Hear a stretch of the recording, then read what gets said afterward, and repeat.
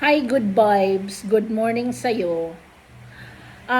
Tiningnan ko itong mga post mo sa Facebook. Hinanap talaga kita dahil pinasahan ako ng mga alagad na misleading ang mga captions mo.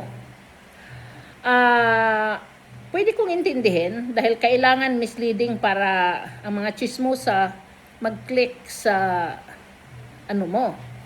Pero ayos-ayusin mo naman. Ikaw naman good vibes, sobra ka. Mga mukha namin, ayusin mo naman. Lalo na ako, para akong nakagat ng putsukan. But anyways, handler ha. Sa next time, magtanong ka muna. Walang handler si Krishna. Kasi yung handler, the word handler, applied lang yan sa manok ng sabong.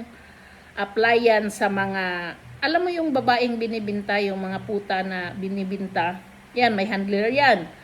At yung mga models na meron niyang mga manager, may handler yan.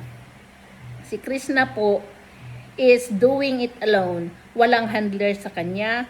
Wala siyang mga tao na pinagsasabihan na mag-manage. O yun ba yun? Pa-style natin, pabigatin natin na walang manager. Hindi niya kailangan ng manager. Hindi pa naman siya artista eh. Pero who knows? Pagdating ng araw may magmamanage sa kanya, baka si R-Jobs yun at hindi ako. So, kasi si R-Jobs ang may alam sa mga kalakaran ng mga ganyan. Pero kung handler ang pag-usapan mo sa ngayon, wag mo naman gawin masyadong exaggerated yung istorya dahil walang handler po.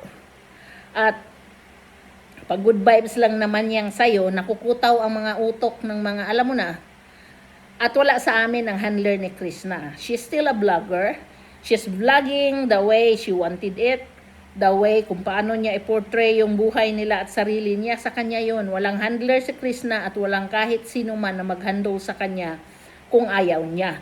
At so far, hindi niya ngayon kailangan ng handler dahil she can do it.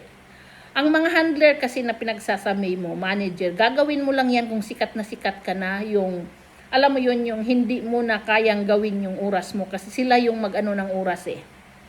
So, yun. Kaya wala pong handler ha. Ikaw na good vibes ka, pasalamat ka. Hindi ako marunong gumawa ng caption. Hindi ako nagbabother na gawa ng caption dito sa FB. Kaya, sige lang. Walang handler si Krishna. Walang nagmamanage sa kanya. Dahil ang handler, para lang yan sa manok, sa mga models, at para doon sa mga babaeng binibinta ng, alam mo na, kapwa-tao natin yung mababa ang tingin na nakakaawa. So yun ang ibig kong sabihin. Walang handler si Krishna. Dahil hindi kami mga, ang tawag pala doon, bugaw.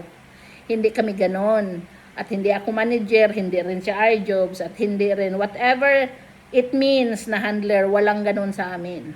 She's moving the way she is. She's doing it. Her decision. At kung meron man siyang tinatanong, ay tatay niya. Yun. Okay? So, huwag mong palabasin na kung sino-sino pa man at sasabihin na nagtapok-tapok kami at nag-ano. Alam mo, ang tinatanong ko lang straight to the point lang naman eh. At gusto kong malaman. So, yun. Nakuha ko ang gusto kong malaman. So, yun. Akin na lang yun. So, good vibes. Thank you sa'yo. At sa susunod ha, pag i-feature mo kami sa ano mo, ayusin mo naman yung mukha ko. Maghanap ka kaya. Kaya lang, hindi mo alam Facebook ko eh. Ang dami ko kayang gandang picture dyan. Kaya lang, hindi ko bigay sa'yo. Ayusin mo naman, marunong ka naman mag-edit eh. Pagandahin mo para okay lang. Yung katotohanan ganda din. O diba? Sige, good vibes. Bye. Magpakapit ka sa akin.